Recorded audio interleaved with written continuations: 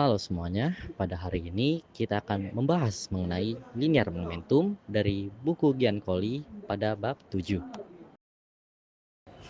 Halo, perkenalkan nama aku Muhammad Arif Rahman dari NIM 210601251402008 dan rekan saya. Perkenalkan, nama aku di sini Muhammad Al-Sawaf 2106012514 dan rekan saya yaitu Halo, aku Syafiq Hasan dengan NIM 21060125140183 dan teman saya. Halo, perkenalkan nama saya Zurana Siwang Febrian dengan NIM 210 125 140 219 dan rekan saya. Halo, perkenalkan nama aku Gifaris Rinaldi dengan NIM 2106125140175. Pada pembahasan hari ini, kita akan membahas mengenai definisi momentum, hubungan momentum dengan gaya, konservasi momentum, hukum kekekalan momentum, impuls, tumbukan elastis maupun tidak elastis, tumbukan sempurna, pusat massa, gerak pusat massa. Oke, untuk yang pertama ada definisi dari momentum. Momentum adalah besaran fisika yang menggambarkan kuantitas gerak suatu benda. Dalam fisika, momentum dilambangkan dengan P dan didefinisikan sebagai hasil kali massa dengan kecepatan. Ya, P adalah dari momentum, M dari massa, V dari kecepatan. Dari contoh yang biasa kita temukan momentum dalam keseharian adalah kecelakaan truk dan mobil. Jika truk dan mobil bertabrakan dengan kecepatan yang sama, truk memberikan gaya lebih besar ke mobil karena momentum truk lebih besar. Mobil akan terdorong atau menderita kerusakan yang parah. Selanjutnya ada hubungan momentum dengan gaya. Momentum menyatakan kecenderungan benda mempertahankan geraknya. Gaya menentukan seberapa cepat momentum berubah. Dirumuskan sebagai sigma F sama dengan delta P per delta T. Yang dimana sigma F didefinisikan sebagai total gaya, delta P didefinisikan sebagai perubahan momentum, dan delta T didefinisikan sebagai perubahan waktu. Semakin besar perubahan momentum atau semakin singkat waktu tumbukan, semakin besar gaya yang terjadi. Memperpanjang waktu tumbukan akan memperkecil gaya meskipun perubahan momentumnya sama. Selanjutnya ada contoh soal yang berhubungan dengan momentum dengan gaya. Pemain tenis memukul bola dari diam hingga laju 55 meter per detik dalam waktu 0,004 detik saja. Konsep dari soal ini adalah gaya sama dengan perubahan momentum dibagi dengan waktu kontak. Hitung singkatnya adalah momentum akhir, yaitu 0,06 kg dikali 55 meter per second. Lalu ada momentum awal, 0 karena diam. Lalu ada perubahan momentum yaitu 3,3 kg dikali m per s. Lalu ada waktu kontaknya yaitu 0,004 s. Gaya rata-rata dari peristiwa tersebut adalah 3,3 dibagi 0,004 yaitu 825 n. Pada pembahasan selanjutnya ada yaitu konservasi momentum. Jadi konservasi momentum adalah prinsip yang menyatakan bahwa total momentum suatu sistem akan tetap konstan selama tidak ada gaya eksternal yang bekerja. Artinya momentum sebelum dan sesudah suatu tumbukan akan bernilai sama. Karena gaya-gaya yang bekerja dalam sistem saling meniadakan. Jika kita rumuskan bisa kita dapat yaitu MA dikali FA ditambah MB kali FB sama dengan MA kali F aksen A ditambah MB dikali F aksen B. Selanjutnya ada salah satu contoh soal dari materi konservasi momentum. Jadi dalam persoalan ini ada sebuah gerbong kereta A yang bermassa 10.000 kilo bergerak dengan kecepatan 24 meter per second. Lalu kereta A ini dia menabrak kereta B yang diam. Jika setelah pertumbukan, kedua gerbong terkunci menjadi satu. Berapakah kecepatan bersama mereka tepat setelah tumbukan? Jadi di sini kita bisa tulis FA sebagai 24 meter per second. Lalu karena gerbong B-nya diam, jadi kita bisa tulis FB-nya sebagai 0. Lalu kita bisa masukkan ke rumus yang tadi yang di slide sebelumnya, yaitu MA kali FA tambah MB kali FB sama dengan MA kali FA. Karena V dari B-nya itu 0, jadi V yang bisa kita gunakan hanyalah yang A. Nah, di sini kita bisa melakukan calculation. Jadi kita buat sebagai V sama dengan, yaitu MA per MA plus MB dikali FA.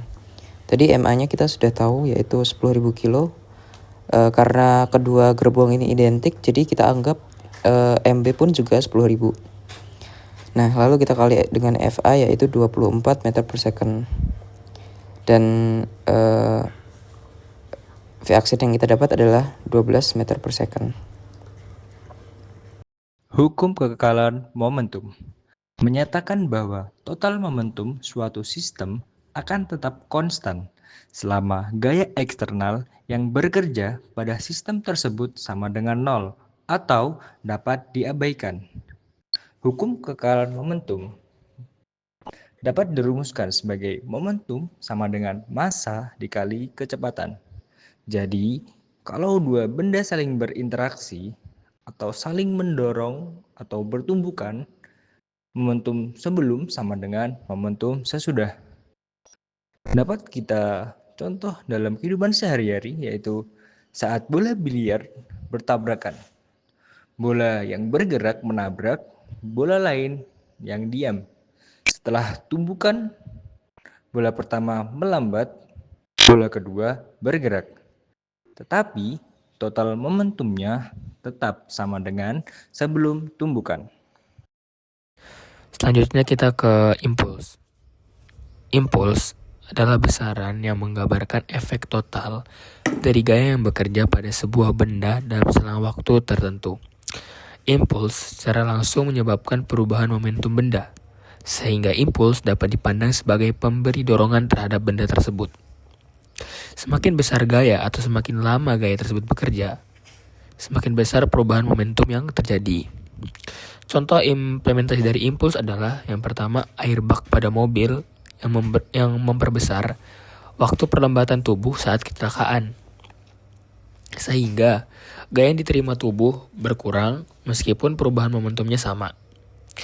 Yang kedua, contohnya adalah pemain baseball yang mengayunkan tongkat bat mengikuti bola untuk meningkatkan waktu kontak, sehingga impuls yang diberikan lebih besar dan bola terpukul lebih jauh. Oke, kita ke contoh soal impuls. Di sini ada soal seorang karate memukul papan dengan tangan yang bergerak 10 meter per second dan tangan berhenti setelah menembus papan.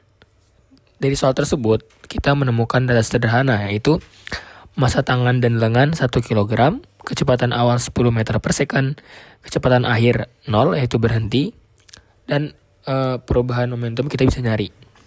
Waktu kontak singkat, tangan berhenti dalam jarak 1 cm. Jadi kita bisa menemukan kecepatan rata-rata saat tumbukan, yaitu 10 ditambah 0 dibagi 2, yang hasilnya kecepatan rata-ratanya 5 meter per second. Waktu tumbukan sama dengan jarak dibagi kecepatan rata-rata. Jaraknya 0,01 meter dibagi 5 meter per second, hasilnya 0,02 second atau 2 milidetik. Karena yang dicari adalah gaya rata-rata, yang kita ketahui gaya rata-rata adalah gaya sama dengan perubahan momentum dibagi waktu. Perubahan momentum yang tadi kita dapat adalah 10 dan waktunya adalah 0,002 detik. Jadi 10 dibagi 0,002 detik, yang hasilnya 5000 Newton. Kesimpulannya adalah impulsnya 10 kg meter per second, gayanya 5000 Newton, dan waktunya 0,02 detik. Oke, kita lanjut ke tumbukan elastis dan tidak elastis.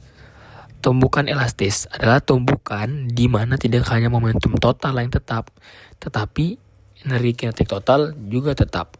Contoh dari tumbukan elastis adalah bisa kita lihat pada bola biliar di meja biliar mendekati tumbukan elastis karena bola keras dan lantainya licin. Jadi tumbukan elastis itu kita bisa lihat ketika bolanya itu saling memantul. Lanjut lagi ke tumbukan tidak elastis. Pada tumbukan tidak elastis, momentum total tetap terjaga, tetapi energi kinetik tidak dipertahankan.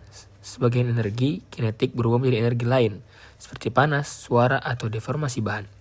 Contohnya, ketika kecelakaan mobil yang menyebabkan mobil penyok adalah contoh jelas tumbukan tidak elastis. Contoh dari tumbukan tidak elastis ini juga kita lihat misalkan pada bola biliar juga. Jika tadi elastis memantul, tidak elastis pasti akan mengikuti salah satunya. Selanjutnya tumbukan sempurna. Tumbukan sempurna tidak elastis adalah kondisi ekstrim dari tumbukan tidak elastis di mana dua benda yang bertumbukan menempel dan bergerak sebagai satu benda setelah tumbukan. Momentum total tetap terjaga, tetapi energi kinetik mengalami penurunan paling besar. Tumbukan jenis ini sering digunakan untuk menyederhanakan analisis sistem yang setelah tumbukan bergerak bersama. Contohnya adalah peluru menancap pada balok kayu dan keduanya bergerak bersama setelah tumbukan.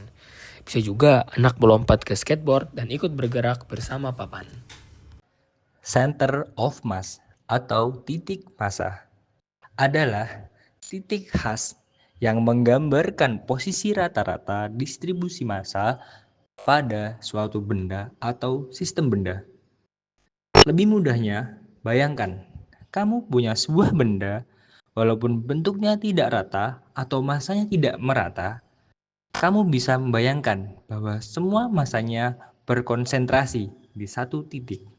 Nah, titik itu disebut pusat massa. Dapat kita contohkan pada kehidupan sehari-hari kita, yaitu pada penggaris. Nah, kalau kamu menaruh penggaris di jari telunjuk hingga bisa seimbang tanpa jatuh, nah, titik tempat penggaris seimbang itu adalah pusat massa penggaris. Oke, yang terakhir, gerak pusat massa. Pusat massa suatu sistem akan bergerak seolah-olah seluruh massa sistem berada di satu titik dan semua gaya luar bekerja pada titik itu.